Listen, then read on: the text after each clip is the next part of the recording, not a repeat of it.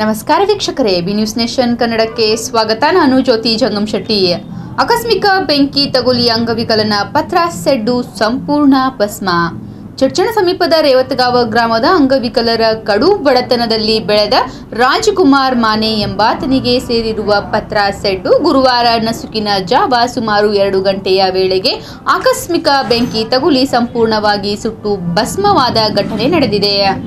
ಈತನಿಗೆ ಸ್ವಂತ ಮನೆಯಾಗಲಿ ಹೊಲವಾಗಲಿ ಹೊಂದಿಲ್ಲದಿದ್ದರೂ ಗ್ರಾಮ ಪಂಚಾಯಿತಿಯವರು ಹಳೆಯ ಗ್ರಾಮ ಪಂಚಾಯಿತಿ ಕಟ್ಟಡಕ್ಕೆ ಹೊಂದಿಕೊಂಡು ಪತ್ರಾಸ್ ನಿರ್ಮಿಸಿಕೊಳ್ಳಲು ಅವಕಾಶವನ್ನ ಮಾಡಿಕೊಟ್ಟಿದ್ದರಿಂದ ಗ್ರಾಮದ ಸಂತೋಷ್ ಖಶ್ಕಿ ಎಂಬುವವರು ಒಂದಿಷ್ಟು ಧನ ಸಹಾಯವನ್ನ ನೀಡಿ ಪತ್ರಾಸ್ ಸೆಡ್ಡು ನಿರ್ಮಿಸಿಕೊಟ್ಟಿದ್ದರು. ಹಾಗೂ ಗ್ರಾಮದ ಇತರರು ಕುಟುಂಬ ನಿರ್ವಹಣೆಗಾಗಿ ಕೆಲವು ಸಾಮಗ್ರಿಗಳನ್ನ ನೀಡಿದ್ದರು. 2 ತಿಂಗಳಿನಿಂದ ಆತ ಹೊಟ್ಟೆಪಾಡಿಗಾಗಿ ಕಬ್ಬು ಕಟಾವು ಮಾಡಲು ವೃದ್ಧ ತಾಯಿಯ ಜೊತೆಗೆ ಗುಳೆಯ ಹೋಗಿದ್ದಾನೆ. ಇದರಿಂದಾಗಿ ಯಾವುದೇ ಅನಾಹುತ ಸಂಭವಿಸಿಲ್ಲವಾದರೂ ಸಹ ಮನೆಯಲ್ಲಿದ್ದ ಎಲ್ಲ ವಸ್ತುಗಳು ಬೆಂಕಿಗಾಹುತಿಯಾಗಿವೆ. ಚಡ್ಚಣದಿಂದ ಹಸನ್ ಮಖಾಂದರ್ ಅವರ ವರದಿ.